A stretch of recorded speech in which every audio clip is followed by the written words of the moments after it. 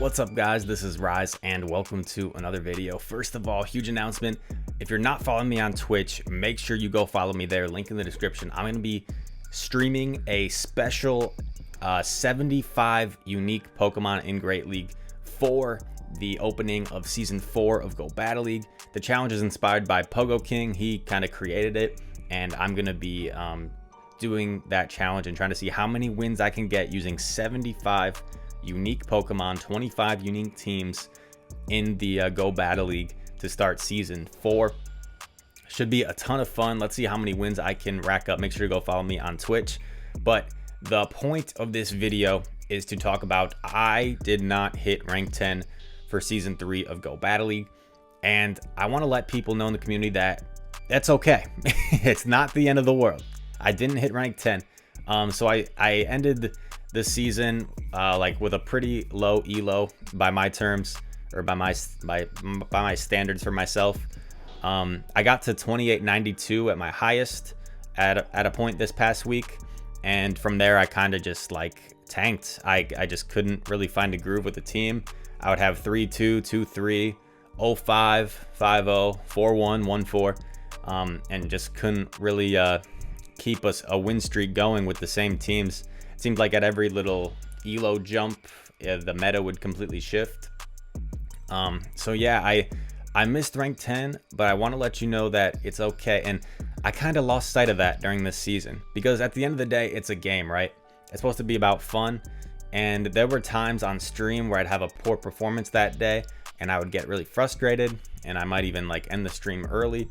And I kind of lost sight about, like, this is supposed to be about having fun, and it shouldn't be this like huge like must that I have to reach rank 10. I have to reach rank 10, because in season 2, that was my first time hitting rank 10. I got to like 32, 35, and like number 35 on the global leaderboard.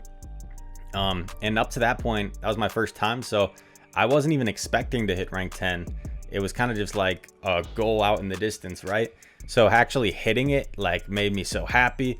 And but then once I get so high, once I end the season number 35 on the global leaderboard, I have this expectation for myself, like I have to hit rank 10, like I have to improve. I have to be better than last time. But this season was a struggle for a lot of people, with the like fast move desync at the start, lots of lag issues early on. I had some 05s early on, which were like mostly my own doing, because I was playing despite like horrible lag. So yeah, if you have terrible lag issues, like just take a break. But I guess I was trying to play through it, because when you lose a game to lag, you're like, oh, I gotta get that win back and gotta play right away. But that's just not the smart thing to do, and I didn't follow my own advice. And the thing is, like, in these past few weeks, I like took a break from streaming. I took a break from streaming so I could focus on my battles, to do everything I could in my power to reach rank 10. But I lost sight of, like, this is a community, and this is supposed to be about fun. And I'm definitely gonna go back to streaming pretty much all my sets. There are also times, if I was really busy, if I was like traveling for a weekend, I might like try and force in my sets late at night so I could get those sets in. But that's probably just not a smart idea. If I'm tired and I'm like right before I go to bed and I decide to do my sets, that's probably not a smart thing to do, because I'm just gonna tank my rating. But the thing is, I was so stressed this season about trying to hit rank 10, whereas I wasn't just like enjoying the process. And Zionic posted a video recently. He hit rank 10. Huge congrats to him. So he talks about how hitting rank 10 was like this huge weight he felt lifted off his shoulders. It wasn't even like happiness, it seemed like. It was just like relief. It was like, oh, I finally got there. And the thing is, whether he hit it or not, my opinion of Zionic wouldn't have changed at all. Like, I think he's a really, really great battler. If you're not familiar with Sylph Cup tournaments, I think there's a lot more skill and strategy involved, because you register a team of 6, and then you can see your opponent's 6, and you bring 3 to the game. And there's a lot more like team comp skill, and I think overall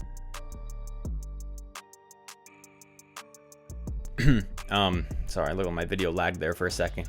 But Zionic has like an incredible win rate in Silph Cups, like a very impressive win rate. And to me, like when I saw his win rate in Silph Cups, I was like, dang, this guy is like an elite battler.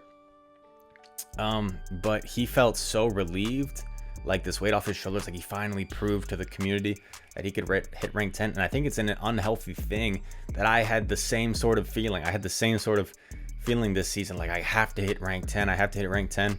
And in life,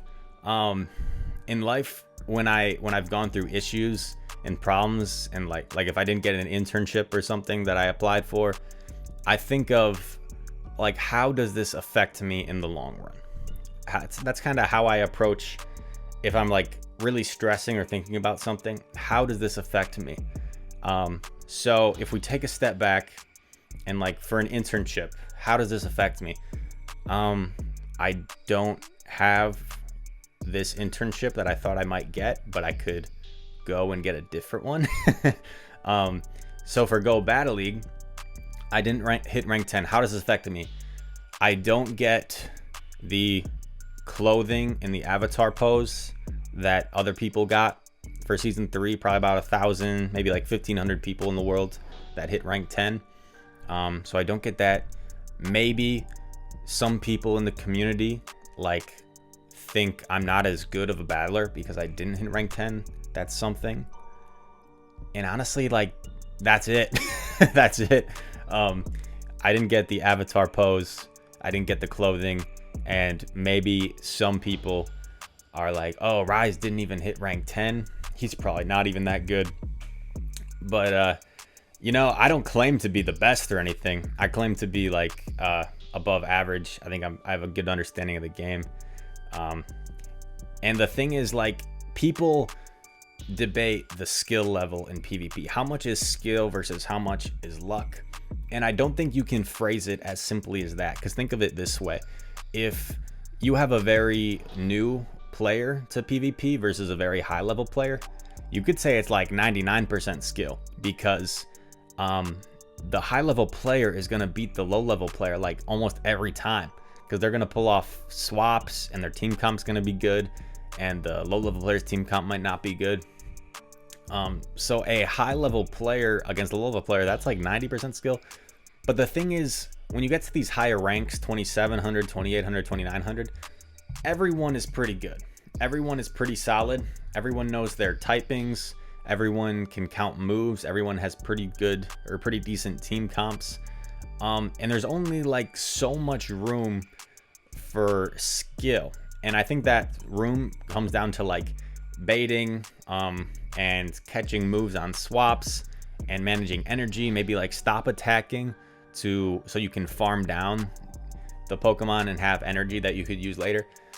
But you can only get like so good with your strategy in this sort of game of chess. And when you get to these higher ranks, I think it gets pretty close to like 60-40 in terms of like skill being 60 and luck being 40. Because I started recording my matches these last week so I could look over every set after I play every set. And I think on average, there were probably maybe 2 games out of the 25 every day that I lost that I felt like I was capable of winning if I played differently. Sometimes there were 0. Sometimes there were like 3 or 4. But on average, there was like 2 games every day that I felt like if I played it better, I was capable of winning. And the rest were kind of like there was nothing I could do if I lost. And also, there were probably a couple games every day that I kind of had no business winning, but I pulled off like crazy swaps and plays that allowed me to win in the end. So it kind of balances out. But if I get to that level where there's like 1 or 2 games every day that I get back that I don't misplay, well, that could turn 2 3s into 3 2s. And I've turned 2 3s into 3 2s. That's like an extra 40 points every day. So that's kind of in my head that I have that room to improve. And it was a little annoying to see, like, so for me personally, I coach and I love helping my students and my clients, and I think all of them have reached personal highs this season. Especially JT, like he hadn't even hit rank 9 before, and he got to over 2,800, which is just an absolutely insane improvement. One of my other clients from Norway, he hit his personal high, so really happy for those guys. But what was I getting at there? Yeah, it was a little bothersome to see, like, so for me personally, I don't see a problem with coaching, but if you're someone with like 2 people coaching you that are like really high level battlers, and they're like calling every single move for you so you can reach rank 10, like, I personally wouldn't want that. I joked about it, I think, in a group chat, like, man, I need someone to coach me these last few days. But I was only joking, because I personally, like, I wouldn't want, I think it's one thing to coach and say, hey, be careful, they might swap here, be careful, you have to save this energy for later. But to tell someone like every single move, it's kind of like a fuzzy line. It's like a gray line of like what constitutes that being just like coaching and being helpful with like being unfair to the game. Because then, is it really like you're hitting rank 10, or is it like this person is hitting rank 10 for you? I don't know. It's a gray line that maybe the community can talk about. And unfortunately, I also didn't get any help from paid actors, as they call them. I didn't get like any free wins, and I saw a lot of people in the 2900s were just getting a lot of like free wins against Magikarp teams. So I don't know. It's a little frustrating, because if I reached rank 10 like that, like I would feel guilty. Like, I wouldn't even care about reaching rank 10. I would just feel kind of like I didn't really deserve it. But I don't know. Go Battle League. It's a roller coaster. Speediest Chief is the reigning world champion. It took him he's the world champion of Pokemon Go PvP. You could argue he's the best player in the world, and it took him to the last day to reach rank 10. Marto is the 4th best player in the world, and it took him to the last day to reach rank 10. So it goes to show you how Go Battle League, it's mostly skill. It's a great measure for how good you are as a battler, but it's not an accurate measure. I don't think if someone is number 1 on the Go Battle League leaderboard, I don't think that makes them the best battler in the world. I think it means at the current moment they are having like the best stretch, you know? They're like the hottest right now in terms of how they're playing and their matchups and that sort of thing. But, you know, I'm looking forward to next season.